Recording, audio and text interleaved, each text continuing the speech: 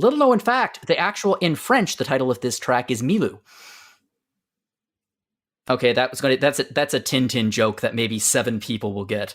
Never mind, keep going. I don't know that joke. The Adventures of Tintin? No one likes Tintin? Okay. I love Tintin. I haven't watched it in years. The name of the dog is Milou in French. Oh.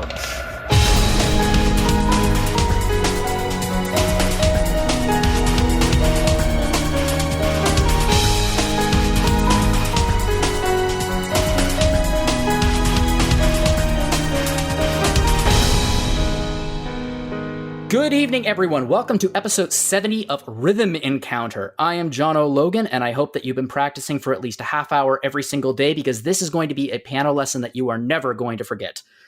Yes, we are doing our piano episode of Rhythm Encounter finally. Super, super exciting, because piano is such a foundational instrument, but we're going to be getting into that. But first, let me introduce the panel. So we have 3 people on today, and they are all bringing some of their favorite piano music to the episode. We have Kaleb Curry, who is last on Rhythm with me for Bravely New World. Kaleb, how you doing? Pretty good. How are you guys? I think we're okay. At least I'm going to speak for everyone and say okay, because I'm about to ask them. We're having our returning champion of Rhythm Encounter, and a gentleman who has literally written hundreds of music reviews for RPG Fan, Patrick Gann. Hey, everybody. And making their very first appearance on Rhythm Encounter, although we have had them on some other podcasts, some lesser podcasts, like Random Encounter. Pete Leavitt. Well, hello. Hello. So yeah, we're talking about piano today, piano music specifically.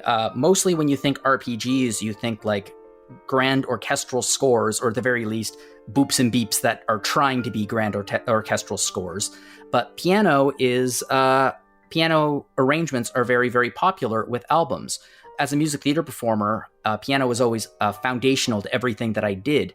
Because when you watch a full-scale musical, yeah, you're looking, there's an orchestra, it's big, it's grand, but you learn the music sitting at a piano with some incredible accompanists and music directors.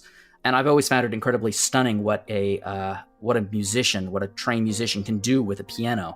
Unlike many instruments, pianos actually allow you to play multiple layers of harmony on it. You can play complete chords. The melody can be on top and the accompaniment can be on the bottom, which makes it a tremendously versatile instrument when you are playing something. It's also the very first instrument that many musicians learn, possibly because like with a trumpet or a wind instrument, like it's very difficult to see the notes, but in piano, it's literally in black and white right in front of you. Playing a third or a fifth is easy when you can literally put your fingers on the first note and the third note or the fifth note. I took 15 years of piano. I, honest to God, could not play something if I tried. I was a terrible piano student, but it did teach me music theory, which comes in handy for being a vocalist. I'm curious, just before we jump in, what's everyone's background with piano? Patrick, how about you? Like, do you have any background with playing the piano, tickling the ivories? I have a Bandcamp page with I think about 150 piano solo pieces recorded that I've written since 2001, mostly dedicated to individuals. I started playing piano when I was in 2nd grade, and I've also been keenly searching after piano arrangements of video game music since I was in my teens, both the arranged albums and also sheet music. So yeah, it's a big thing for me. So presumably you did practice for more than a half hour a day. Yes, significantly more, yeah. Well, see, that's the difference between you and me. I was lucky if I got 5 minutes in. Yeah, I can play 4 songs from what we're listening to tonight. Wow, that's actually tremendously impressive. Fantastic. I could hum you a tune. Pete, how about you? Do you have any background with piano? It's always been around me. I have a few siblings who are pianists, and my brother's actually exceptional. He is a great improviser and songwriter, and he's pretty inspiring to me. There's always music in my family. Thankfully, we're very, very lucky that was the case. So I played a few instruments, but not piano, really. Like, my daughter is actually taking piano lessons from my brother right now. So we have one, and I kind of mess around with it, but not really. Yeah. So basically, I'm better than Patrick. I believe it. And Kaleb, are you the best of all? Yes. I have 0 foundation in the foundational instrument. I watched a whole anime about playing piano and didn't learn anything. What? My girlfriend was showing me yesterday, actually, how to make like a basic major chord on a piano, and I was like, whoa. So yeah, that's all to say. I really like piano, but I know nothing about playing it. If you can get your money back on that anime, I say pursue that. It was about the drama, not the music. Well, it was about the music and the drama, but you get what I mean. Because it's the same thing. Well, now that we have gone over our respective backgrounds or no backgrounds with piano, why don't we dive right into some of this music that we're going to be listening to today? So I've divided everything up into blocks as per usual, and the first block is going to be cities. So these are going to be 2 songs that are about RPG cities. And the first song, Kaleb, why don't you tell us about your first song? Yeah, of course. It's pretty much a top 5 classic for everyone. It's Zanarkand from Final Fantasy X. Nobuo Uematsu, yes. We've actually had this song on a previous episode of Rhythm Encounter, but we've made an exception because doing a piano episode without this song would just be insane.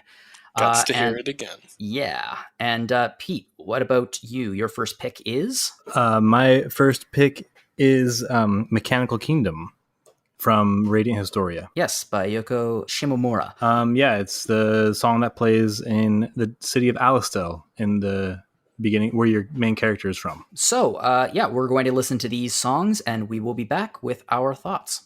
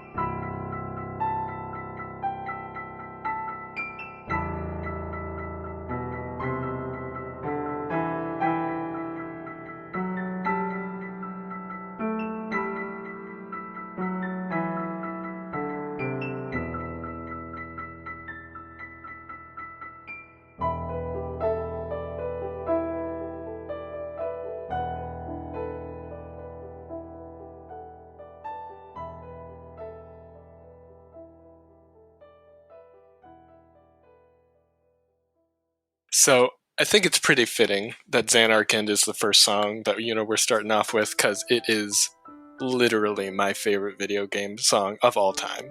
Take away piano, take away everything. It's my favorite video game song because it was, it's what I think of when I think of video game music. So this song plays in Zanarkand, which is basically this culmination of the plot. It's Final Fantasy X is all about the journey, and this is, quote unquote, the end of your journey, and you can kind of hear that in the music. Like I said in the intro, I don't really know anything about playing piano, but I'll comment a lot on how it makes me feel, which is all we want. as a piano build, you get this sense of like movement, and that journey comes in, but it's of course undercut by sadness, and not to spoil a very old game, so I won't, but it's really the perfect song to play at this part of the game, because there's a deep sadness, intertwined with the culmination of this journey, as exciting as it is to finish that journey. And this is obviously more personal, but I also wanted to add that just every time I hear this song, it kind of transports me into my childhood basement, where I had like this janky PS2 setup with cobwebs everywhere that I would only wipe away if they touched my PS2, and I would just sit and listen to the opening screen of Final Fantasy X like on repeat. That's how much I love this song. That's lovely. It's definitely a let the TV run and sit there for a while song. I relate to that a lot. Mm-hmm. And yeah, this it's almost, I don't know, whenever I've had that kind of experience, it's almost unexpected. Not that it's any shock in the narrative of Final Fantasy X or whatever, what's happening, but it's like, I was having so much fun with this plaything, and now I just want to sit here and marinate on this emotion for a minute. Yeah, and I think it's also pretty beautiful how they use this as the opening music, so you have no idea what's happening when you first hear this song.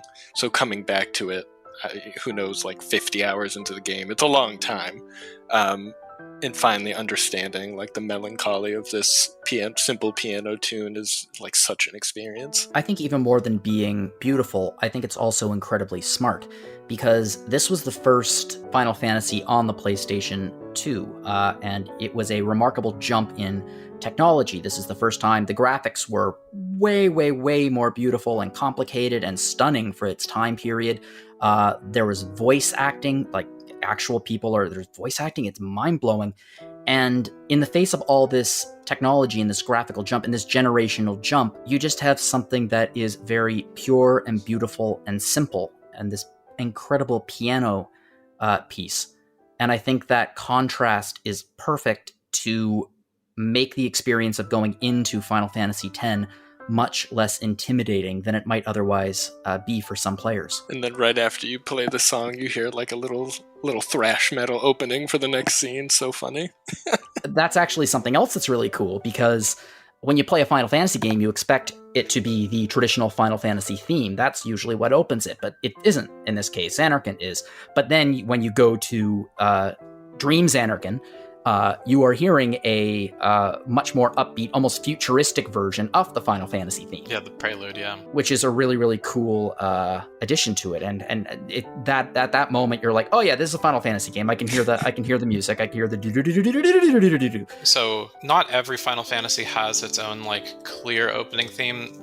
Some of them really did heavily rely on the prelude, which is basically just a series of arpeggios. It's practically designed to be played for piano, and I think about that a lot. And I think this was something I discussed with Uematsu the first time I met him. Did I name drop? Did I humble brag? Yes. Oh yeah, my eyes got bug-eyed for a second. Yeah, I specifically said the first time just to be that awful. And yeah, it's interesting that there was this sort of like, okay, we're gonna have a simple, very like single instrument kind of piano-based thing, and then you expand and you get bigger and crazier, and you get FMVs, and you get like Liberi Fatale for FF8, right? It's like over the top. So for 10 to go back to like the version we listened to is the OST version. There is a piano collection arrangement, which it's basically the same thing. It's a little more flourished, but it's basically the same thing. And yeah, it's basically a chord progression with a melody. It's not fully arpeggio. Well, it's arpeggiated in 6/8 instead of 4/4, and it's just the A section is a very traditional chord progression, minor 6, 4, 5, 1. It changes up a lot in the B section, or what we might consider the chorus. That's where it gets complicated and interesting, in my opinion. But like that standard 6, 4, 5, 1 chord progression is just, once you learn it, you can learn it on virtually any instrument. I taught it to myself on guitar. I remember when I was in college, I learned this one by ear before the piano collection was out. And I went to a Christian school, and I have this fond memory of I would be playing piano for our Wednesday chapel, and during like a reflective or meditative time, they'd be like, all right, Patrick, just play something sweet and simple here. You better believe I was playing Zanarkand like every week. I subversively steeped my fellow moderate to liberal Christians into Final Fantasy X music as a college kid. I'm very proud of that. As you should be. As you should be. You should also know that I just made a note to self to learn Zanarkand on the ukulele after you said you can learn it on any instrument. Oh, there's a Final Fantasy ukulele collection which comes with sheet music, and this is on there. So I haven't reviewed it yet, but it exists. It's published in Japan, so just so you know. Yeah, that's really cool. And I mean, my theory is extremely rusty because I have not looked at sheet music for like 5 years now, but I did look at the sheet music for Zanarkand, and I mean, it's in a minor key. I think it's an E minor. Am I right, Patrick? Yeah, E minor / G major. Yeah, and I was doing some research on it. I mean, minor keys generally tend to be sad, but E minor specifically is a key that's used to convey grief a lot of the time, and that's very true in this particular song because you're dealing with Tidus's grief over actually not even losing his city, but like discovering that he never had it in a way. And also, I think it's very funny that, again, it wasn't, from what I've read, and correct me if I'm wrong, it was not originally written for Final Fantasy X. It was written for, the research I was doing, it was written for a flute recital, and it just seemed like to be a little bit of a downer for the recital, so it was repurposed. And it's astounding how well it fits the overall feeling of the game. Yeah, I think that is true. And like anyone who's been composing as long as Uematsu had been composing at the time, you tend to have a lot of basic melodies and ideas kind of in your back pocket that were unused from previous projects. And yeah, I guess he just pulled this out, and someone went, "Yup." I don't know if it was him or if it was like Yoshinori Kitase or someone else who worked on the game, but somebody must have heard it and gone, "This is what we're using." And I mean, it's surprising how well this translates into a heavy metal piece, because I don't know if anyone has listened to the Black Mage's cover of Zanarkand called "The Skies Above," but it's really friggin' funny. It rocks, but it's hysterically funny to listen to. Just that this beautiful, serene piece becomes this kind of operatic heavy metal type thing. It's great. Yeah, I very much like that track. Cool. So yeah, I find it really, really interesting that the music really does fit the destroyed version of Zanarkand, and then you go, of course, you see Zanarkand in its prime, the Dream version, which is this super futuristic world, and it's not really the kind of future that you usually see in an RPG. In most RPGs, because it's set in a medieval world, the future tends to be like a little bit steampunky, kind of powered by coal or powered by magic occasionally, and that is exactly what is happening in Radiant Historia. It's called in Mechanical Kingdom. It's almost a steampunky kind of kingdom. And Pete, you chose this song, and tell us, why do you pick it? Yeah, Alistel is the city, I guess, that your main character is from in Radiant Historia, and they are very ahead of the game regarding technology, and they employ it often in a military context. So they have big power suits for their soldiers to walk around in. One of your buddies is a captain in the army, and he has a prosthetic mechanical arm to replace the arm he lost in battle, and he's a member of your party throughout the whole game. So that's the whole deal with Alistel. And Stock, the main character of Radiant Historia, is like an intelligence, like a secret agent type. He carries a secret agent type role in the government. And it's interesting walking around Alistel in the beginning of the game and hearing this song. This particular version, by the way, is arranged by Mark Andrews. The YouTube page is Rigor Mortis 999, so it's like a fan arrangement. But he did a really great job with it.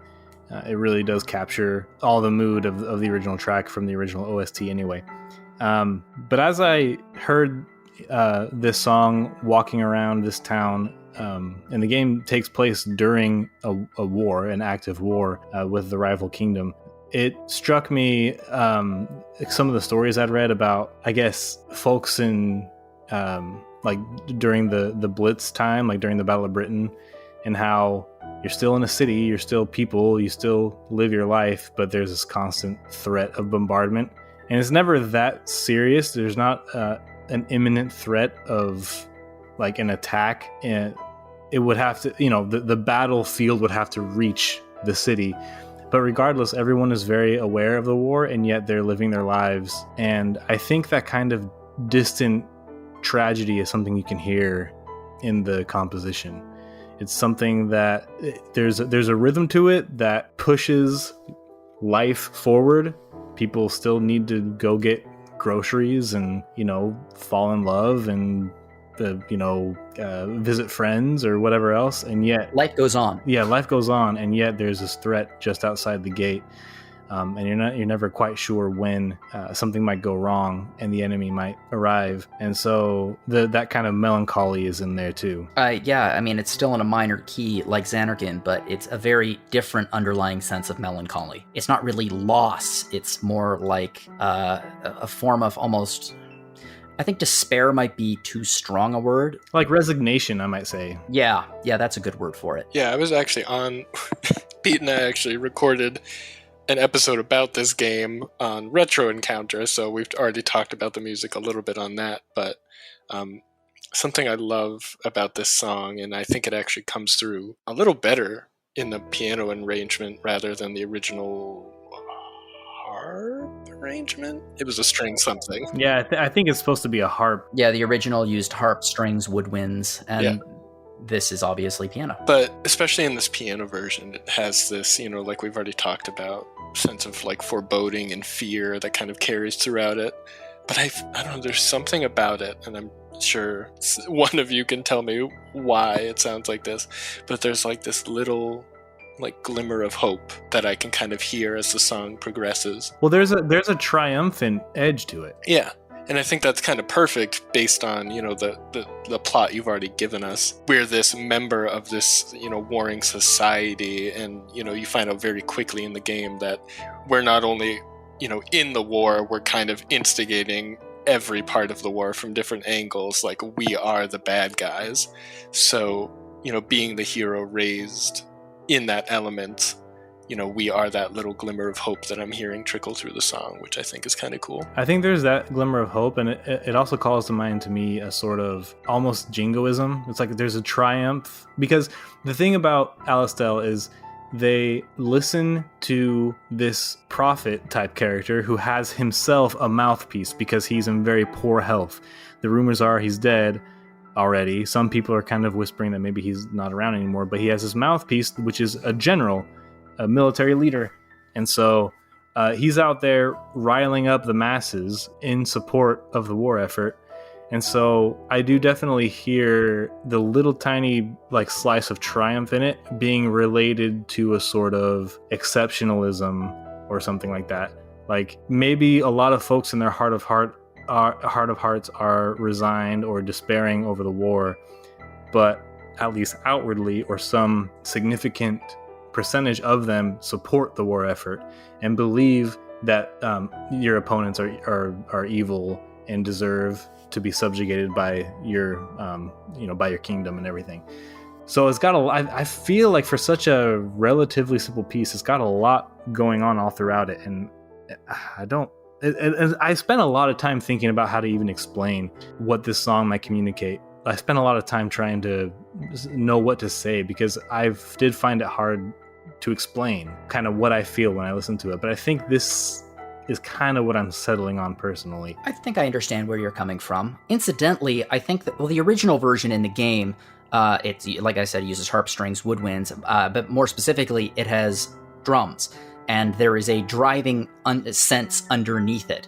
which does make it feel a little bit more military. And I think one of the advantages of a piano arrangement of a song is that it strips out all of the ornamentation. It strips out everything except for the core sense of the piece. So the original version is, it has drums, it is militaristic, whereas this version, because it's so stripped back and raw, it's like the essence of the song. And I think that's where some of the melancholy we were talking about is coming from.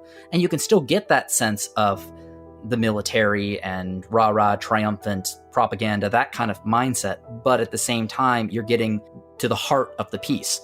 And I think that's something that's incredible about this version. The gentleman who arranged it is on YouTube, Mark Andrews, and it was a student request apparently. And I think that they did an amazing job of arranging this particular piece. I'm going to save everything I want to say for later. I'm just going to hint at it now. I think there's an important discussion that we're going to have about sort of vanilla/transcription arrangements and arrangements that attempt to be more dynamic. Because I'm going to challenge you on what you said later, Jono. Okay. Later, wait, when we get to the Chrono Trigger piano duo, that's when I'll challenge you. I think that, but that's doing something a little bit different. That's my point. This piece and this arrangement is a fairly straightforward adaptation of the piece. It's not trying to introduce new things. It's trying to teach you how to play the song on piano, you know? It's trying to teach you how to play the song on piano, and I think that he does a very, very good job of that. Whereas pieces, as we will talk in the future, some of the other songs that are on this episode are doing something very different, where it's taking the core of the song, the essence of the song, and it's going somewhere very different with it. I think we might be on the same page about this, Patrick, but I think we might be coming at it from slightly different directions. But we'll talk about that in a bit. What do you think about this arrangement? I think the arrangement's great. I wish that Radiant Historia had more arranged music behind it. I wish it had more notoriety, period. I feel that way about a lot of Yoko Shimomura composed games that aren't from like the sort of big name studios like Square Enix. This is the first song she composed for the game. Yes. And her ability to write music that can be sort of built up or stripped down, very like, what's the word? Sort of like if you could have like modules that you sort of build and stack or take away, like her music is very modular in my opinion.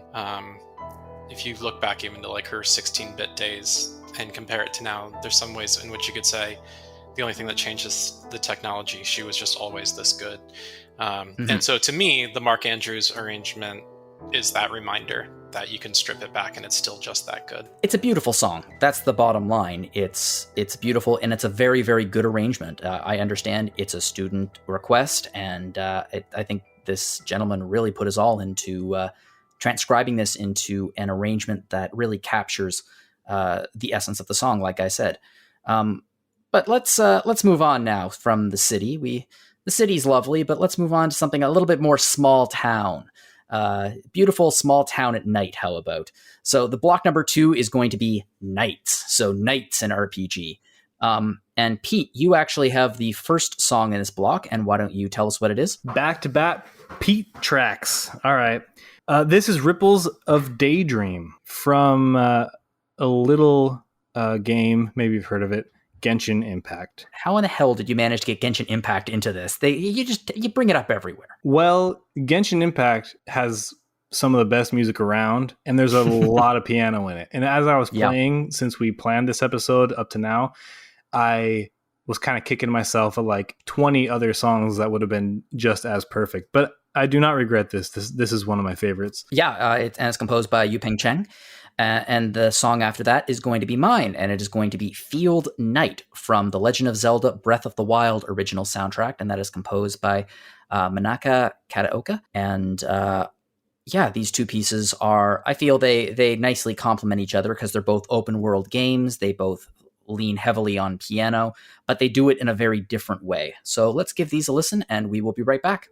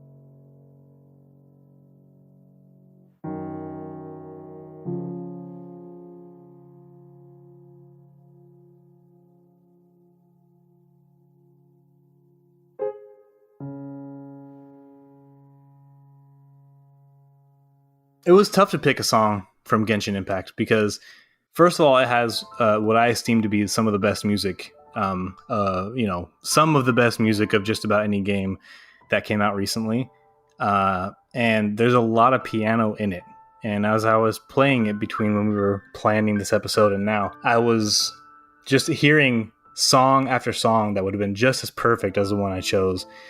That could have been great to showcase on this episode. But this one, I feel very comfortable with choosing because it was one of the first piano, calm piano tunes that I remember hearing, because it's one of the first towns outside of the main city that you encounter. And as night falls, as night falls, the song plays, and it's just gorgeous. It does wonders for atmosphere. And if I'm remembering right, as the sun rises, there's a guitar version of it that is also really astounding. But it's just, I don't know. It's in a small town, and it's not a particularly bustling town, but it also seems very quiet to represent a town, a very calm song to represent a town. And so I think one of the reasons why I like it so much is it has such a heavy sense of nostalgia to it, as if you're returning to the town after a long time away, which you're not in the game, but it does serve the personality of the town, I think. Yeah, there's something about a small town that I think it doesn't really matter what small town it is, but when you spend any real amount of time there, you do get that sense of nostalgia. It's such a short track, so I mean, there's not much to say, but all the songs we're listening to today, except for maybe Mechanical Kingdom, they do have some dynamic element to them to where they'll swell near the end or whatever. But I just love the kind of third act of this song and the way that it swells, because it doesn't gain in intensity much. It manages to swell and kind of bring another dynamic to the song without upping the energy. It keeps the energy level, and the energy for what this song is used for is perfect. So it really is a remarkable kind of feel that it has. I think it's a beautiful little piece. It's, like you said, it's for a small town, Springvale, at nighttime. Patrick did a little bit of digging, actually, and discovered something kind of cool about the composer. Yeah, I did a fair bit of digging, and so we mentioned earlier that the composer for Genshin Impact, Yu-Peng Cheng, does a lot of piano work in these OSTs, and it just so happens that he's not just composing, he's actually doing the piano performance himself. The credits in these soundtracks list the performers for the various instruments, and he is the sole credited composer for all piano work. So given that this is a piano solo track, and there are a number of them, this is composed and self-performed work, essentially. And it sounds like there's a great deal of that, since Genshin Impact is piano heavy. For anyone who wants to collect this music, by the way, as of now, it looks like there's 4 large Genshin Impact original soundtrack compilations that they add on and build with each set of sort of DLCs or updates until they've added up enough. And it looks like there's 12 or 13 hours of original content at this point. In the most recent album, The Shimmering Voyage, is where you can find Ripples of Daydream. It's disc 2, track 17, even though the disc is a digital entity. They split it up in 60-minute partitions, essentially. Yeah, I found it on Spotify. Yeah, so if anyone wants to check it out, this song is on the latest album, The Shimmering Voyage, for Genshin Impact, and it came out in July of 2021. And it's a beautiful song, and it doesn't really surprise me that to learn that Yu-Peng Cheng is the piano performer. This tends to be fairly common. I've found, especially with the Chinese and Korean MMOs, oftentimes the composers are pianists first and foremost, and do a lot of piano solo work on their games. I know Ion is another one that was very similar in that nature. I can't remember the composer's name offhand. He goes by both a Japanese and a Korean name. So it's always interesting to see a composer that's not afraid to sort of insert themselves and do a lot of the heavy lifting. And even though this is a light song, I think it takes a lot of courage to not just sit back and put the notation on some sheet music, but really sit down and perform it yourself. and record it. Yeah, it's difficult to get a more pure vision than sitting down and playing it. And Yu-Peng Cheng, from what little I've read about him, is a consummate professional. I mean, he composes for all kinds of, TV shows and I think film as well. So he's definitely been around. Not surprising. Yeah, you got to be a consummate professional to be able to create new music continuously for a game like Genshin Impact or Final Fantasy 14 or that kind of thing. And it's nice too to remember this about Genshin Impact. Genshin Impact, it's not really in the purview of this, but it is having a bit of a moment right now where a lot of folks who play it are kind of angry at it, and it's for reasons that I don't really understand. I don't wish to disparage their reasons, but there's this idea that they're being stingy with currencies or whatever. But I find that if I'm not in the mood to play Genshin Impact, I kind of will just do like the daily 4 commission quests, and that's me not playing the game, just doing the 10-minute little daily. And having done that many, many days out of the year that I've played it, I find that the magic is still there for me, and the music still rips, does not get old. So yeah, just, I don't know, it's nice to celebrate it and to kind of remind anyone out there who might be caught up, stuck in the weeds about what maybe the internet might be saying about Genshin Impact, that there's plenty there. There's a lot of magic still there. I think there's a lot of politics that goes into Genshin Impact. Well, there's certainly that. What I'm referring to is different, but there is that. You're absolutely right. That's definitely a thing that is ongoing. I mean, I remember when it came out, and this is not me saying it, but I do remember when it came out, a lot of people were comparing it to Breath of the Wild, and saying it's an anime ripoff of Breath of the Wild. And as I understand it, that is far from the truth. It's very much a standalone game, though there are similarities. For example, primarily using piano music as for the soundtrack. Yeah, and it's cartoon graphics, and you can climb on stuff. So there are similarities, and things are being built on, but it's not a ripoff by any means. It's a completely original thing. And one of the reasons why I think it's so original is because the music of Breath of the Wild is, I don't think anyone in their right mind would say that the song we're about to look at is melodic. Kaleb, do you have anything you'd like to add to Ripples of Daydream? Yeah, I feel a little bad because I don't have anything insightful to add, but when we were first getting ready for this episode, this song was listed as unknown because we were struggling to find the title. And The only note I put in my notebook was, makes me think of ripples of water. So, Nice. Nailed it. Nice work. Well, there you go. You actually got the most insightful comment. Yeah, it's a beautiful tune.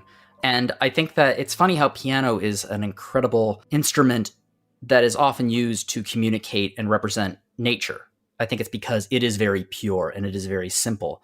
And you don't get much more pure and simple than the field night music from Breath of the Wild. So this is my track. Much has been said about Breath of the Wild. I'm not going to add much to that. I will say that it's amazing how iconic a piece of music can be when it is still super minimalistic. Yesterday, we were driving to Thanksgiving dinner at Amanda's parents' place, and I was putting on the piano songs just to listen to get them in my head and everything. And the second that Amanda heard the first 3 notes of this, she said, "Oh, that's Breath of the Wild." Like instantly, it's iconic. The second that you hear those notes, you know exactly what it is. A lot of people, when the game was first released, they were expecting a bombastic orchestral score, very similar to past Legend of Zelda games. And while the Breath of the Wild does have a few tracks that are like that, certainly the field themes are very, very different, to the point where it sounds like someone almost doodling on a piano, like having fragments of ideas, fragments of phrases and notes. And some people say it sounds like random notes. I disagree entirely. I think it's much, much, much deeper than that. It's very sparse. It's not unlike the landscape of Hyrule itself. When you're running through Hyrule in Breath of the Wild, there are large sections where there's nothing really there. It's fields, it's mountains, it's emptiness, it's nature, but you can see things off on the horizon. With this particular piece, I almost feel like pieces of it are missing. It's like there are little snippets of music everywhere that could become part of a larger piece, and that actually reminds me a lot of what Link's memory is like in this game, where Link has amnesia and only has fragments of memory to build the story of what happened 100 years beforehand. And it's much more abstract than other Zelda pieces. Like, the more traditional, cohesive music is saved for specific story events and locations. Like, if you want a good old-fashioned rip-roaring Zelda piece, you go to Hyrule Castle, and you're going to get an amazing arrangement of the Hyrule Castle theme. But here, when you're exploring, you're looking around, I think that this music is beautiful and is perfect. It's free, it's open. This version, because it's the nighttime theme, it has a slightly vaguely sinister quality in some places that make things feel a little bit spooky. There's lots of sustained notes that keeps you in suspense. It starts really, really low, then it gets high, and then it goes back low again. And I found that with this piece, I never became annoyed with this or any other piece of music from Breath of the Wild because of the way it's composed. What are your thoughts on it, Kaleb? A lot of what you said already, you kind of alluded to how it almost feels like something's missing. And I kind of feel the opposite. I almost feel like when they were composing this, they took like the bare, it was minimalism. Like you said, they took the bare minimum to convey this feeling of slight anxiety and dread as you would experience, as you're traveling Hyrule in the dark when, your visibility is low, enemies are more dangerous, things like that. So I feel like, your partner heard those first three notes kick in, and then they knew exactly what it was, because that's what this song is. They take three notes to convey a full range of emotions, which is one of my favorite things about playing Breath of the Wild. Regarding what you said about piano conveying nature, I think the chaotic, the more chaotic compositions in Breath of the Wild certainly feed into that. And aside from the fragmented feel, perhaps fragmented feel that you mentioned, and how that refers to the plot, I think the slightly more helter-skelter, unexpected compositions seem really almost naturalistic, and you're just in nature in that game all the time, so it fits just perfectly. I mean, when you're just cruising around the forest and going from point A to point B, because famously in Breath of the Wild, one of his great triumphs is that fast travel is a little bit more limited than other open world games. That, as the backing of that activity, is just perfect. Patrick, what do you think? I have so much to say. I'm going to do my best to limit myself. With that experience you had with Amanda catching it in three notes, like, name that tune kind of thing, and how many notes can I name that tune in? Yeah, it's just the bum bum boom. Yep. Whoa. Yep. And so what I want to say about this is that's kind of beautiful that you made that, like, brought that anecdote to us, because we're talking about Zelda here. Like, Zelda, the same Zelda that with a repeating pattern of 2 or 3 or 4 notes on an ocarina creates a magic spell, or, move your little Wind Waker baton thing in the right direction a couple times, and this little thing sets off so much. And that was sort of the action of sort of like the magic of these 2 key Zelda games, and it's a musical motif, right? Mm-hmm. But what do you do when you have this big, open, long form experience that is completely different, and I do think completely different than any Zelda before it?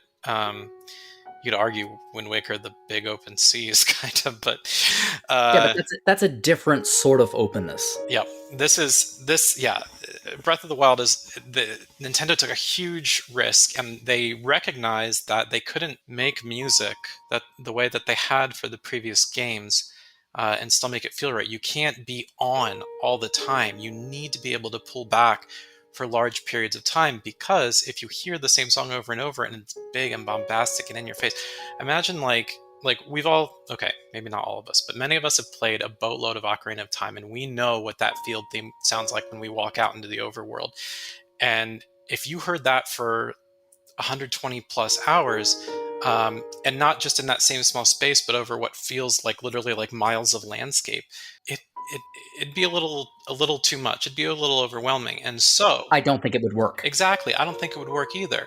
And so when people say, oh, it's just random notes on a piano, no, it's not. It's very intentional, like we've said, stripping back and leaving just the pieces of something and we could call it atmospheric music, but if we do, I do mean it in its best sense and not its worst, or even its medium. It's atmospheric. It's not background music. No, it's not. It's very intentional. It does something specific. And I think it's very difficult too. Like if someone tasked me to compose an atmospheric piece, I think it might be harder for me to do that than a very like driven theme, right?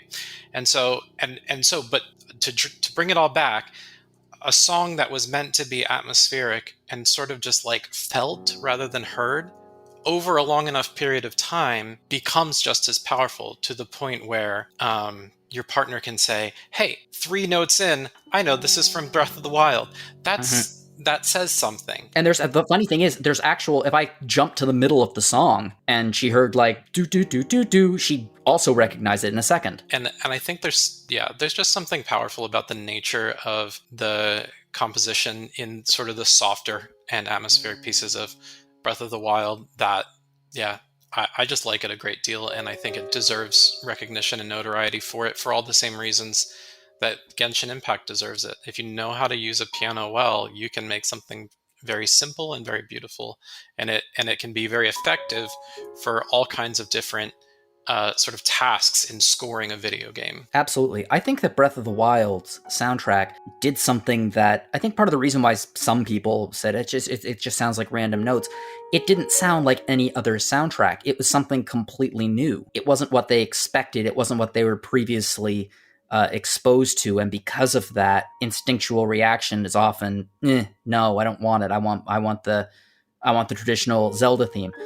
But I think once you start playing the game and you see how well the overall gameplay and experience and graphics and music come together to create a cohesive feeling, that's what I love about Breath of the Wild more so than anything. It's how I felt when I was playing it. It's one of the reasons I'm so excited for the sequel. It's not that I'm super excited to like get the story or anything. What I'm really excited for is to see if it can recapture that feeling.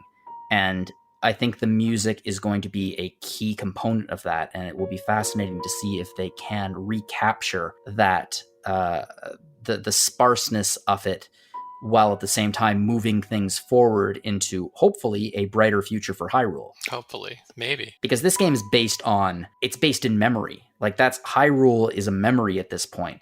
When you're running across Hyrule Field, you might see, like, ruins of a former settlement or a ranch, for example. They're memories, fragments. And I think that's what this song does extraordinarily well.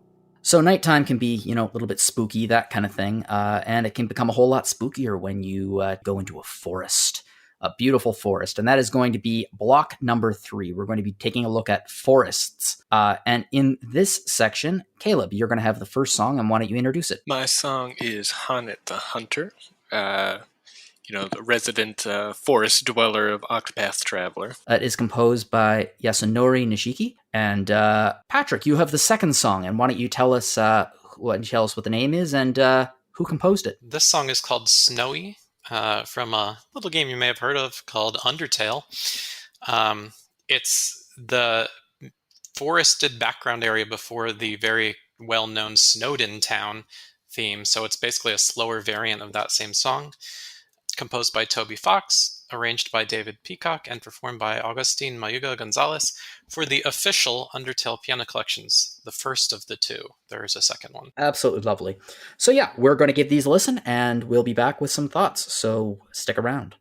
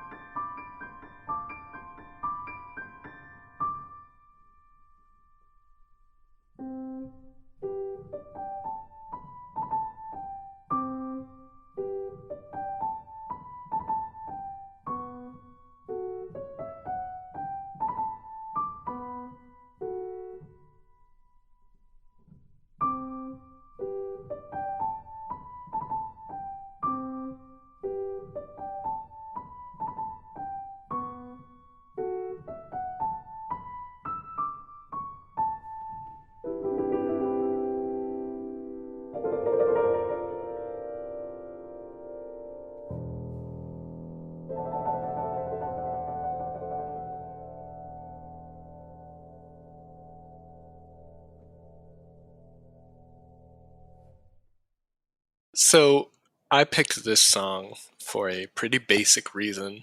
I'm obsessed with Octopath and the soundtrack and knew I wanted a piano piece from that. It's a very legitimate reason to put a song. So after listening to the whole soundtrack to decide my favorite piano piece, I decided on this one. First, because I love character themes, and just because it captures all the things that I love in Zanarkand in a different game and a different story. As the piece opens, it's sort of this, simple, serious, somber progression, and that evokes Hanet as a character. Anyone who's played the game, she speaks in Old English. She's very serious and proper about everything. But then, I think what I love about it is that as the song goes on, it sort of swells, and you get this feeling of sort of love and joy, which isn't necessarily easy to tie directly to Hanet. But if you think about her story, when we're first introduced to it, the basic premise of her story is that she's saving her master who's gone missing, and she ultimately finds out he's been attacked by a beast. And when we're first introduced to her dynamic with her master, it's sort of begrudging. He's a bit of a burden on her. She makes a lot of jokes about how much of a pain this is for her.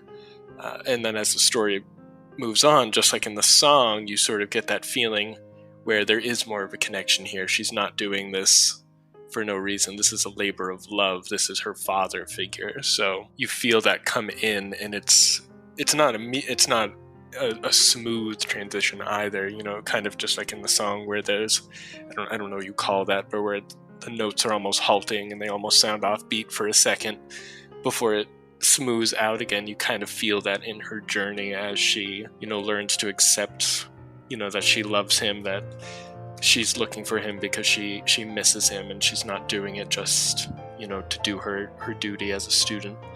I can just listen to this song on repeat. There's also another super spoilery thing that I don't know if I can really talk about, but I'll leave it at that. I think Octopath Traveler is a few years old. If you did want to mention a spoiler, I have no problem with that. Okay. Skip ahead 30 seconds if you have not played it and you wish to avoid spoilers. Fair enough. So I might be overthinking this, but the final boss of her section is Red Eye, who himself is sort of this representation of tragic love, which you can hear in the song, because his story, if you play the post game, is that he was tricked by this sort of dark mage into selling his soul because he was trying to bring his wife back to life. And you don't know any of this when you're fighting this monster as Hanet, but it's just such a beautiful thing that it all comes back to that sort of swell that you hear in the song. Is that Graham Crossford? Who was it that became Red Eye? Yeah, it was something like that. It was the old apothecary. I can't remember his exact name. Yeah, people that don't think the stories tie together didn't finish the game. Yeah, to be fair, they don't tie together until the post game, which is a lot of work. Yeah, well, don't claim the game doesn't tie if you haven't played the game. Oh, shots fired. Shots are fired. This is I have very complicated feelings about Octopath Traveler. I was expecting 40% more Final Fantasy. I got 60% more Saga, so... No wonder I like it so much more than you, Jono. You won't get any arguments from me about the quality of the soundtrack, though. Or the quality of soundtracks in Saga games. Well said. It's interesting you said that about Red Eye, because I actually never thought of that, because my first note is, I gotta be honest, that I don't know how well this song matches with Hanet's character. Whenever I listen to it, I don't connect it to her in any way. It starts in a minor key, it's a little bit melancholy, and then there's a modulation that goes to a major key and a change in time signature, which gives it a much more positive tone. I guess that every time I listen to it, I feel like it fits more with the forest, which is kind of one of the reasons I put it in this section, rather than the character. Like you're winding through a dark forest and then maybe you come upon a clearing, that kind of thing. But now that you mentioned Red Eye, that makes a little bit more sense to me. Unfortunately, 90% of people who play the game probably aren't going to discover that, because the ending is... The end game is... work. Work is... Yes, it is a lot of work. I like how that sounds. Work. Yeah, but I mean, if you ignore the character piece, the song itself is stunningly gorgeous. It's a beautiful piano piece. It moves, it goes places. I feel like it evokes a sense of place rather than evoking a character, though. But that's the only criticism I have of it. Can I jump in? Please. I'm going to start by saying, and I may have said this on another podcast episode, but Yasunori Nishiki is a treasure. He's young, and I can't wait to hear him do lots and lots and lots of more music. If you even just read the liner notes in the OST or the other Octopath Traveler albums that have all been translated to English, thank you Square Enix Music for doing Japanese and English liner notes now.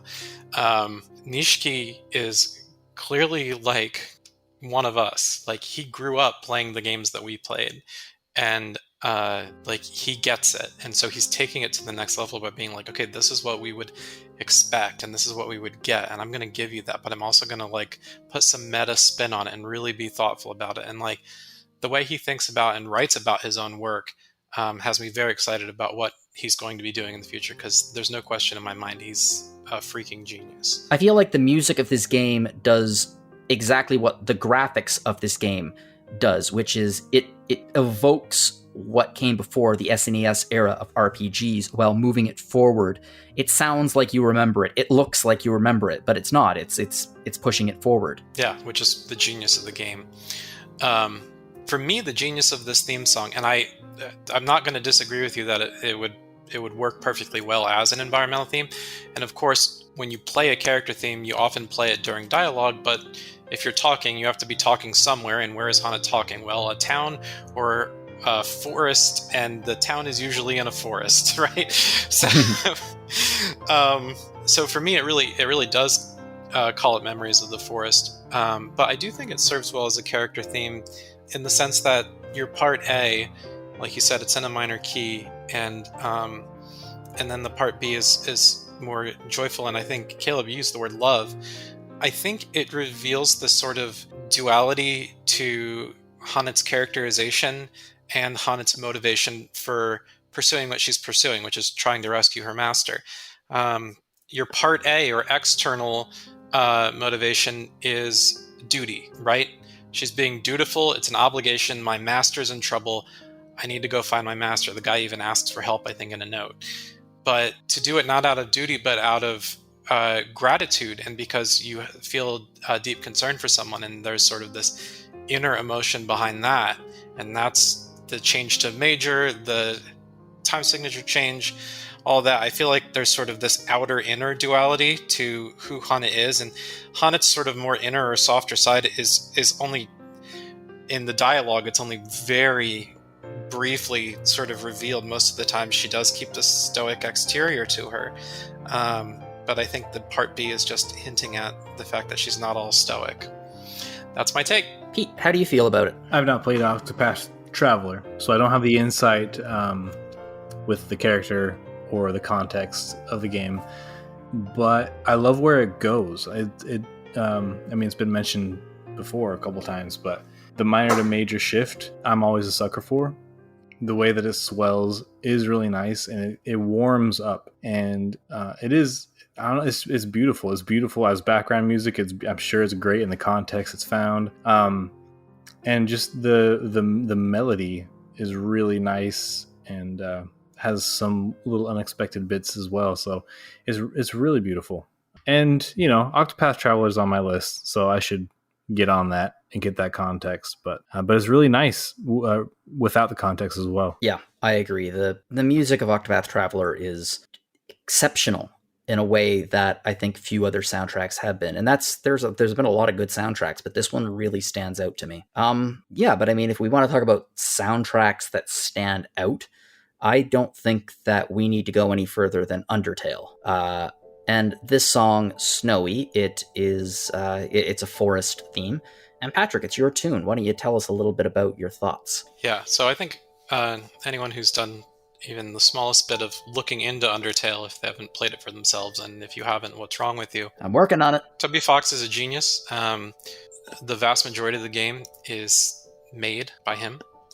The story, the planning, the writing, everything except a lot of the pixel art and animation was brought together by other teams. But then also the entire soundtrack, over 100 songs. You know, a lot of people, I think, know at least some key Undertale music. It's become very like meme friendly and TikTok friendly, and you know, God bless it for being that.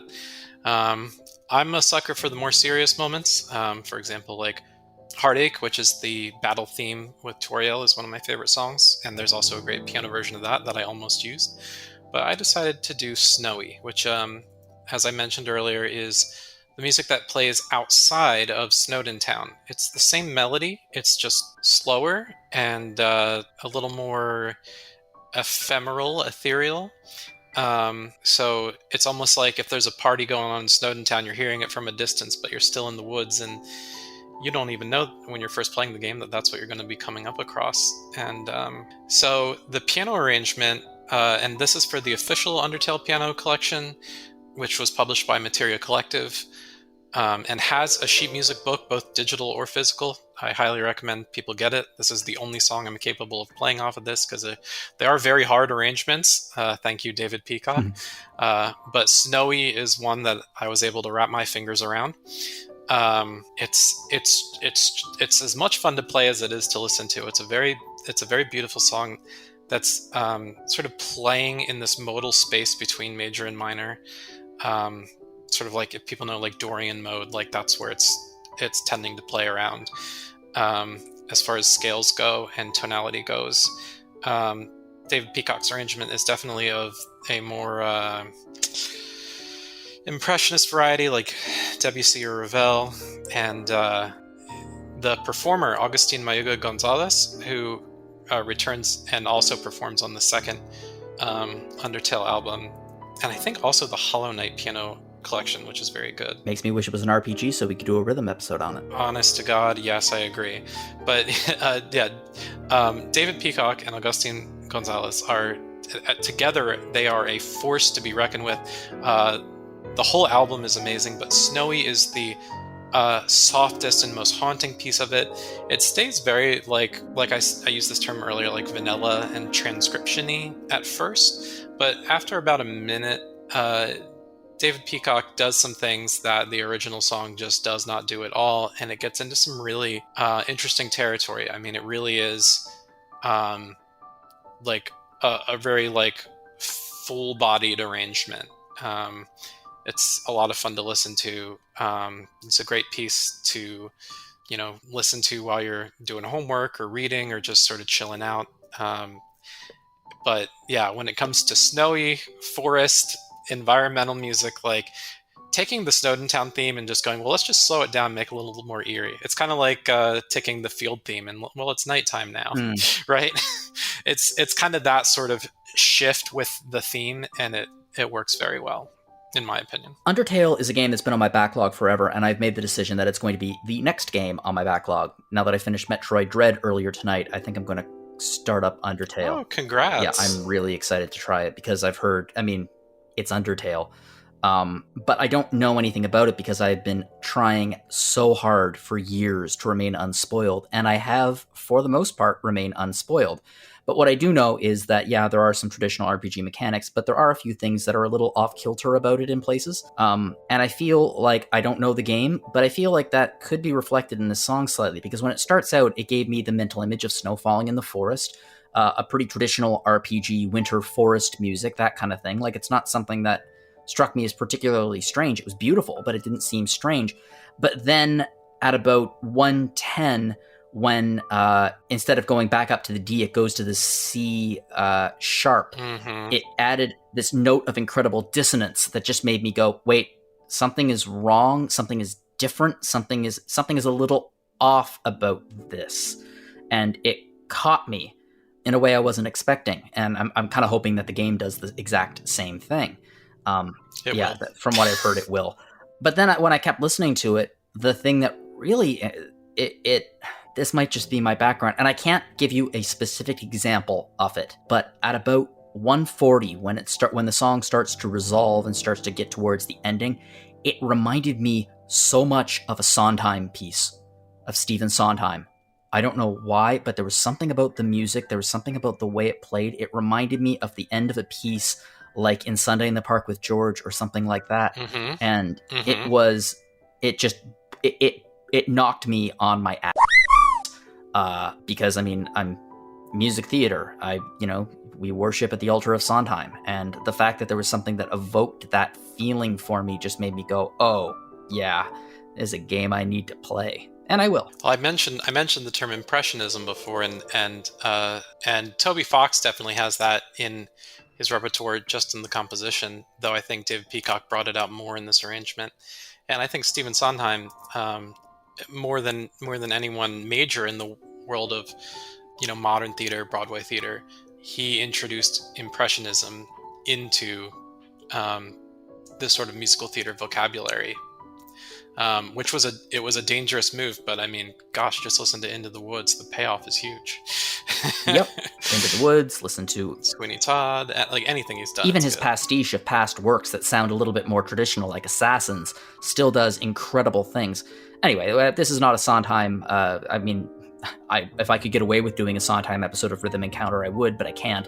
So, Pete and Kaleb, what do you think about this piece? Have either of you played Undertale? I've not, but snowy is my favorite kind of music. It's beautiful, the snow falls, and you hear it in the piano. I wish I had more to say, but it's absolutely lovely. Yeah, it's gorgeous. Yeah, I have played the whole game through. And I don't have too much to add other than, when I think of Toby Fox songs or Toby Fox arrangements, I think of, his more bombastic pieces like Megalovania and stuff like that. The big boss battle themes that everyone knows. Exactly, where like your brain is melting, things like that.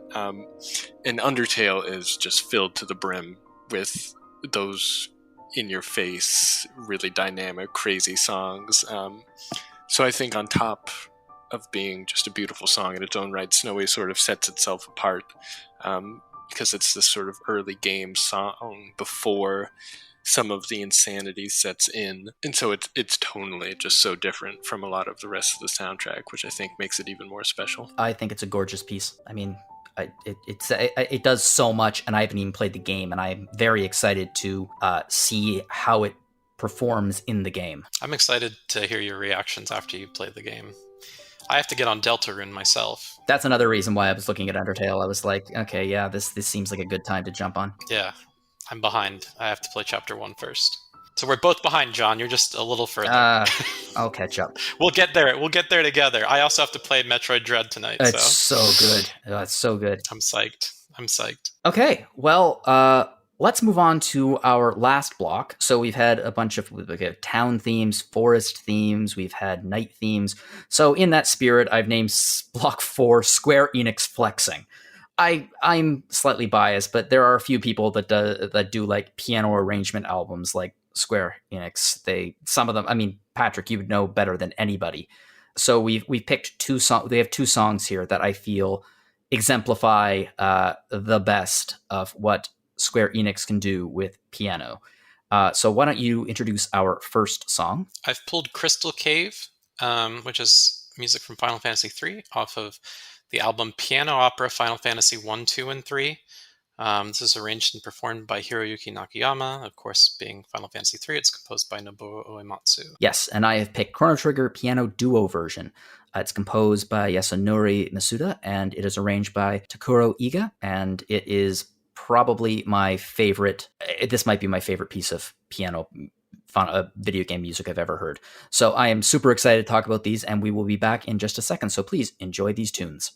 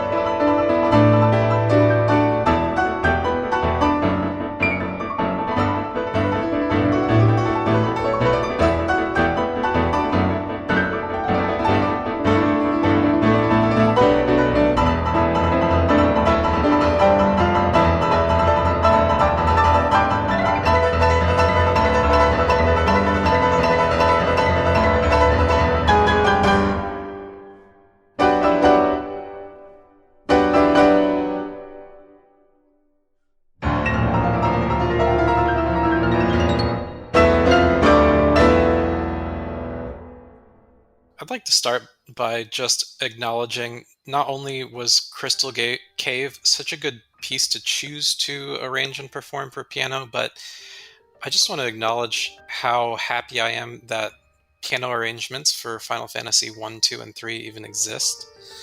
When I was a wee lad, the first piano collection of any notoriety for any game music, as far as we know, was for Final Fantasy 4. It was a big hard book sheet music thing, and then the CD was placed inside the front cover and covered in a little layer of thin plastic. And so 4, 5, and 6 were released that way, and 1, 2, and 3 never had anything, and it really seemed like they never would. And then one day, Nobuo Uematsu announced, hey, guess what? My friend Hiroyuki Nakayama, who had been doing these albums called Peacock, which was piano plus Famicom, so there was just piano arrangements of Famicom games, and he had actually done an FF2 arranged track and an FF3 arranged track on those albums. He said, we're going to do one just for Final Fantasy 1, 2, and 3, and it was going to be Piano Opera 1, 2, 3. Nakayama would go on to do piano operas for 4, 5, 6, and 7, 8, 9. For the record, all 3 albums are incredible. They are really good. For my money, they're not as interesting just because previous arrangements existed and they were already quite good. And for some reason, Nakayama really didn't care about whether or not he double dipped on arranging songs that had already been arranged. So I guess that he wasn't looking to expand. He was just looking to do what he wanted to do, and that's fine. But 1, 2, 3 piano opera is a very unique beast. This is the only arrangements you're going to find of Final Fantasy 1, 2, and 3 piano music, at least officially. And the stuff from 3 for me just takes the cake. Crystal Cave, the world map music, Eternal Wind, those 2 are the best thing on piano opera. And Crystal Cave is also one of the few that I can actually play from this set, and I probably committed a month of my piano playing life into just this song because I love it so much. It has that whole 10th thing where your melody is repeated in a minor third, but you do it like an octave separated, so you either get a 6th or you get a 10th, and you just do a lot of that. And then when the melody breaks in and you're doing that the whole rollantando thing with your hand, so it's G, D, C, da da da da da da, and it's just rolling the whole time. That will take it out of you. And Hiroyuki Nakayama is an incredible performer. He was definitely the man for the job for this album. I would pay him to do a piano opera romancing saga 1, 2, 3. I swear he would do great. I just don't know if he has any affinity with Kenji Ito. But yeah, Crystal Cave is the opening. It's the first thing you hear when you start FF3. You fall into a cave. That's the beginning of the game. You just fall into a cave. You're like, what? We're in a cave. And this is the music for that cave.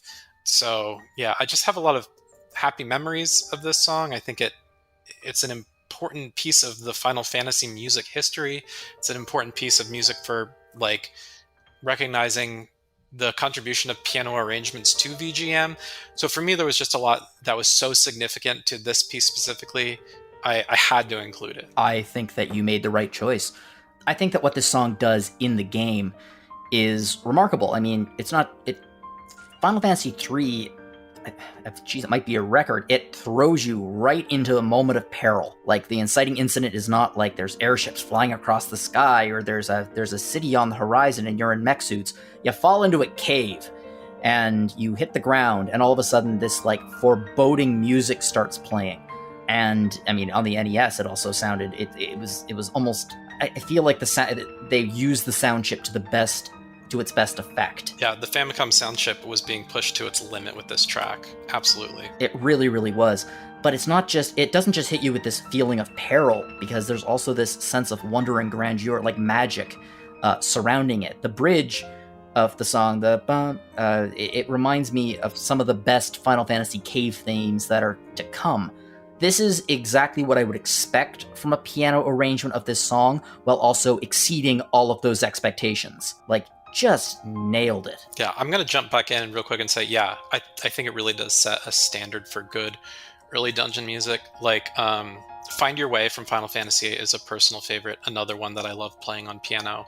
The piano arrangement, that is great.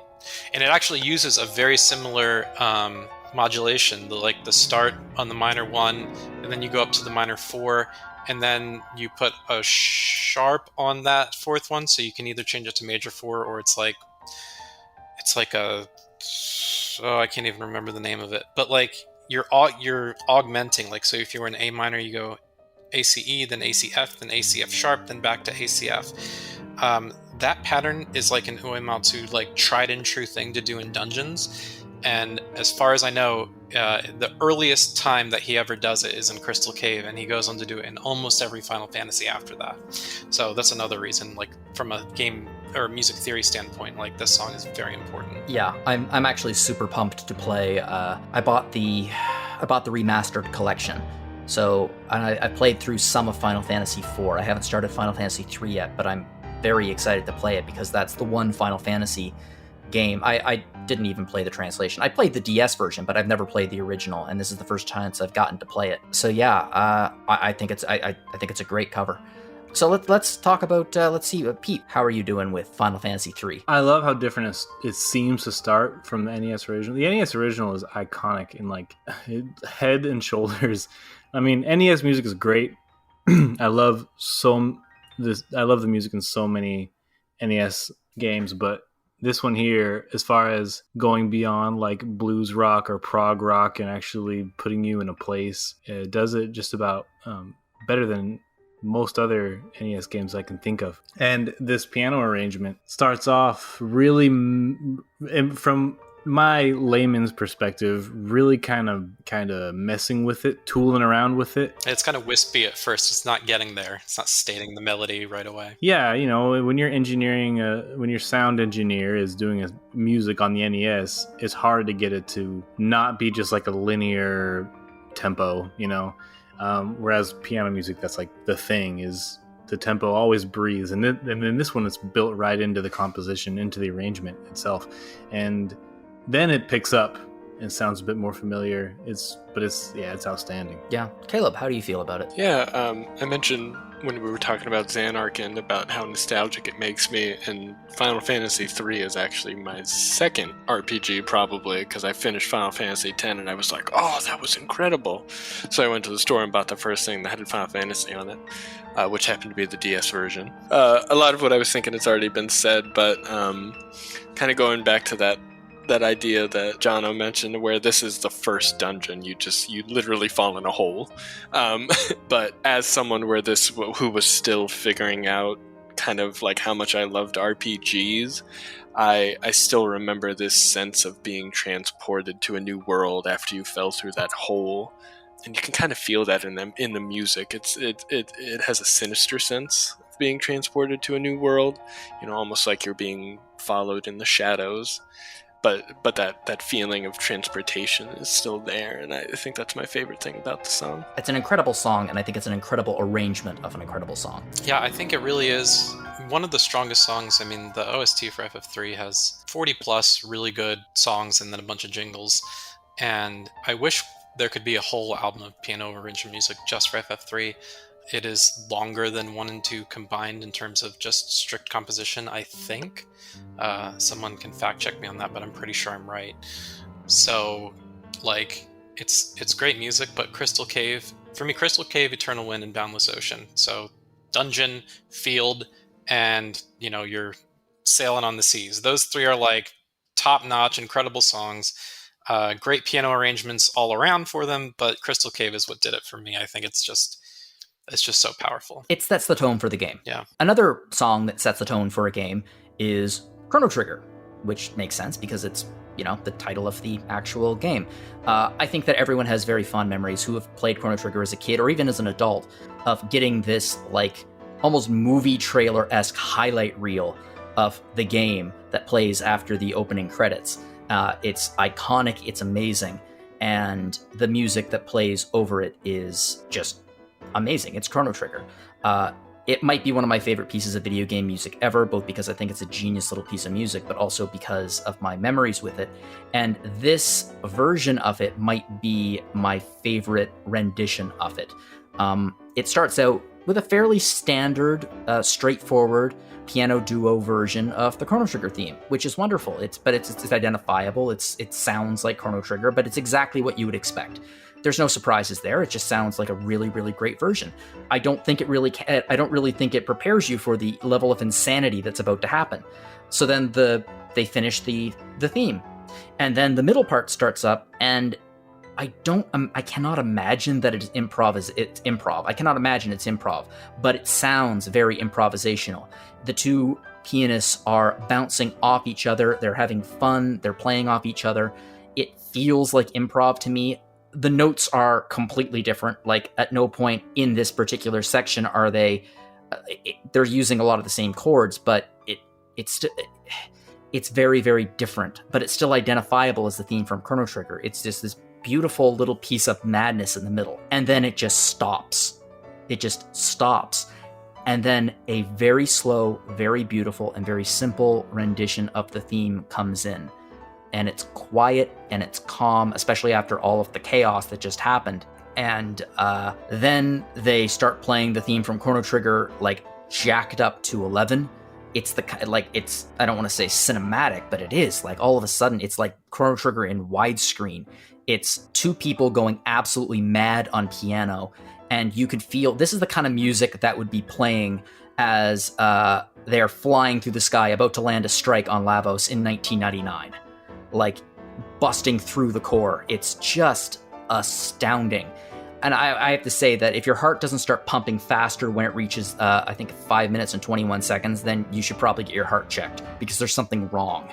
Because this song just drives it forward to the end in a way that is genuinely awe-inspiring, for me anyway. Pete, what was your reaction upon hearing this? My reaction is we gotta take those pianos to the hospital. These guys are showing off.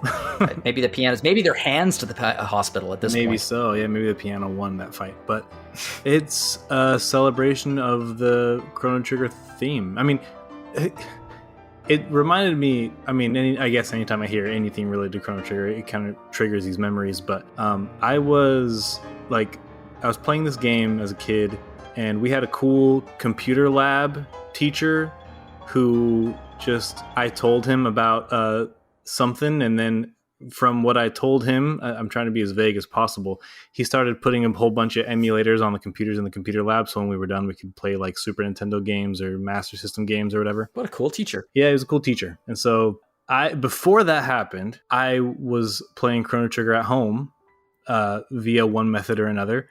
And sometimes at school, I was in fourth grade, I would hum this opening theme or something, and on more than one occasion, I was overheard. I try to keep it discreet, but I'm a kid, right? And some jerks who later became my friends, one of those kinds of things, were like, "You're such a nerd. What is that, from a video game?" And I'm like, "Yeah, actually, it's from a video game." Yes, it's from the best video game. From the best one, actually. Then because this teacher put emulators on in the computer lab, and these kids, one in particular, was like, "Oh, this Chrono Trigger thing," and started playing it at the computer lab. He was like, "Chrono Trigger's pretty good." So yeah, I mean, that as a kid, the opening theme just was drilled into my brain, and this is a really big explosive version of that. When it stops and slows way down, I know this is a celebration of this thing, and this isn't a criticism, but just in my head, I halfway expected a Distant Promise to, like a motif from A Distant Promise to overlay it or something, which is the theme of the princess character whose name I won't say out loud because no one knows how to pronounce her name, and I don't, no matter how you pronounce it, you're wrong, I guess. But that's the theme where you find her in 600 AD, and it turns out she's not the queen, she's the girl, but she went back in time and was mistaken for the queen, and she's going to disappear because the queen's still missing, etc. And that's the song that plays. And I was kind of like, could that song have gone in there? Whatever. It's great. Real quick, the first orchestral arrangement of any Chrono Trigger thing ever is on Orchestral Game Concert Volume 5, the last of the 5-volume series, and it's the last track. And that's exactly what that orchestral arrangement is. It's the main theme, stop, distant promise, and then return to main theme. So maybe Takaro Iga knew of that and just went, I'm not going to do that. That makes a lot of sense. Yeah, you don't want to be all samey. I'll go listen to that one. Granted, that's from like 96, so it's a while back, but that is the first bit of any orchestral music of Chrono Trigger. It's an old album, not too hard to find compared to the first 4 in the series, though. Well, that's a game full of just amazing music, so, you know. It very much is. Kaleb, what do you think about this particular arrangement? So you guys are going to shame me a little bit, but I have not played Chrono Trigger. I'm not going to shame you. No, you can shame me a little bit. No, Kaleb, no, listen, dude, it's an opportunity to play it for the first time. You're the lucky one. Yep, true. We're all jealous of you. None of us can play it for the first time again, but you still have this chance. There's no shame, and you're actually not the only person on the site who has not played Chrono Trigger, so... No, really? Yep, there are a select few. Audra played it, actually, for the first time a couple of months ago, and gave us a retro review, and she adored it. Well, I was too busy in recent months playing, more important classics like Wild Arms 2, the cream of the crop. That's a good game, just an awful localization. It really was. But, that's all just to say that I don't have too much insight. I guess I'll just keep it short and say that I love the beginning. It makes me kind of viscerally imagine a hero cutting through the chaos as the insane piano riff at the beginning sort of cuts into the a little more reasonable progression. But I don't know, I just think it's a very fun imagery that they evoked so powerfully with the song. Dude, you're right. The opening scene shows Chrono doing critical hit animations. Well, there you go. That's exactly what it sounds like. Flying Epoch through the air, and they're all over all different, periods of time throughout history. And Patrick, I have an odd feeling that you are probably bursting right now, wanting to talk about this particular arrangement. Why don't you tell us what you think? Yeah, there's so much to be said, and there's so much to love about this arrangement. First, though, I do want to mention something that's worth hating. If anyone wants to find this particular track and have legal access to it, it's pretty difficult. It was on a special third disc of the Chrono Orchestra arrangement box. Disc 1 was Chrono Trigger Orchestra, Disc 2 was Chrono Cross Orchestra, and Disc 3 was just 4 little hand-selected fun arrangements that only people who bought the box set could have. It's not available. 25-minute album. Yep, 25-minute disc. It does not exist in a digital equivalent. You can't find it on Spotify. You can't buy it on Apple Music or anything like that. You literally, at this point, if you want to hear it in legal ways, you'd have to buy a pretty rare box set. It's not that old, but it's out of stock, so you'd have to pay secondhand upmarked prices, probably in the $100 range. So that's kind of a pain in the butt. For something so good to be kept hidden away is, it's kind of like, don't hide your light under a bushel. No, I'm going to let it shine. This music deserves to shine. They should be promoting the crap out of this. It's so good. Yeah. All of them are. Yeah, all the tracks on this third disc are really cool. But, and I mentioned this in the break, but some people hear this phrase and they're like, what's wrong with these people who name the track? Why are they calling it piano duo? Isn't it called a duet? Technical jargon that I've found a lot of people don't know. A duet is when 2 people are sitting at one piano. So 4 hands on one piano. What you hear in this track, literally, it would be physically impossible to do on one piano because there's too much overlapping notes, which means overlapping hands. The same note needs to be struck literally twice at different times. So problem, you need 2 pianos. So when you play on 2 separate pianos, it's called a duo, not a duet. Yeah, heart and souls, this ain't. Yeah, exactly. So I hope everyone listening got their little music lesson today from that. So the piano duo version of Chrono Trigger, arranged by Takaro Iga, who, if you look up his name, did duet and duo arrangements on the Final Fantasy XI piano album, maybe both of them. There's 2 of them, and one of them is also buried in a box set. So that's just what Takaro Iga does. He hunts down rare box set stuff and says, "Put me on this." But this piano duo thing, I mean, what you laid out, Jono, was a perfect verbal tour of what we do here. I do think the best part of it is the end. I think everything you're hearing everything you're hearing up till then is just setting you up for the most, blast your face off, ridiculous ending. And we talked about taking the pianos to the hospital, but if you're one of the two performers, your hands are basically on fire at the end of this. Take the pianos to the hospital, take the hands to the hospital, take the song to the hospital. Yeah, the whole thing's going to be on life support by the end, because you are using up all of your resources to keep it going. They take the tempo up. Almost all of the melodic stuff is being hit on octaves instead of single notes, so that means they're using their thumb and fourth finger or thumb and pinky just in like quick succession. It's actually insane.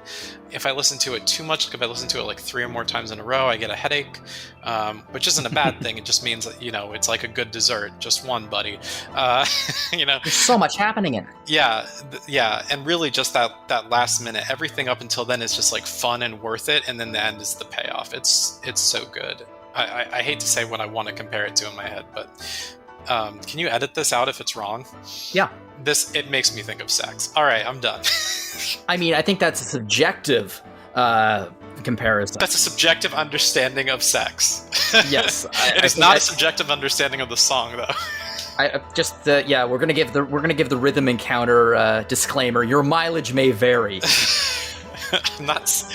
I'm not saying it does that to me. I'm just saying. Hey, I don't know. Maybe our listeners lit up a cigarette after they finished listening to the last block. Who knows? It's true. I don't want to judge anyone. If that's what it does for you, that's what it does. Well, I can't think of a single thing I could possibly say to top that. So I really want to thank everyone for coming on the episode. It was a really, really lovely, lovely time. I think that the songs that were chosen were they were beautiful.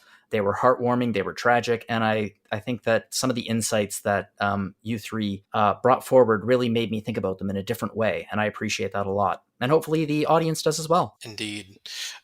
Before we super sign out, can I talk about real quick 2 albums that recently came out? Yeah, sure. Go ahead. So I'm actually working on 2 reviews right now, and I didn't pull any music for this episode because I haven't given it enough time to listen yet, but 2 albums that came out in the last year, 2 of the newest of the Square Enix piano albums out there. One is Across the Worlds, the Chrono Cross Piano Collection. Actually, it was a Kickstarter campaign published by Uematsu Records, which is a European label, arranged by Masashi Hamauzu, he of Final Fantasy X and Final Fantasy XIII. He's very impressionist. And Benjamin Nuss is the performer on it. So that's a really good one. And then I also have the Final Fantasy Crystal Chronicles piano collection that I'm working on reviewing, which is self-arranged by composer Kumi Tanioka and presumably exists because they did that reboot of it and they did a remastered OST. I think the reboot was for Switch, exclusively. Yeah. And so that piano collection kind of came out of nowhere. I wasn't expecting it at all. There's actually some not duet but duo tracks on that as well. So I wasn't able to slip it into this episode because I didn't feel comfortable talking about the music without having really digested it yet. But those are 2 reviews for fans on the site to look out for. And because they're relatively new releases, maybe pick them up. If you like to collect physical copies, pick them up before they're all gone.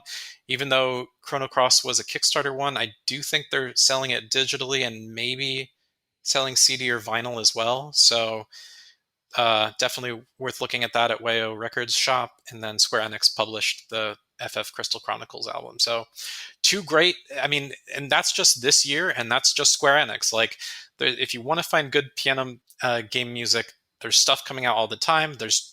We touched way less than 1% of what's out there. Yeah. There's just a ton.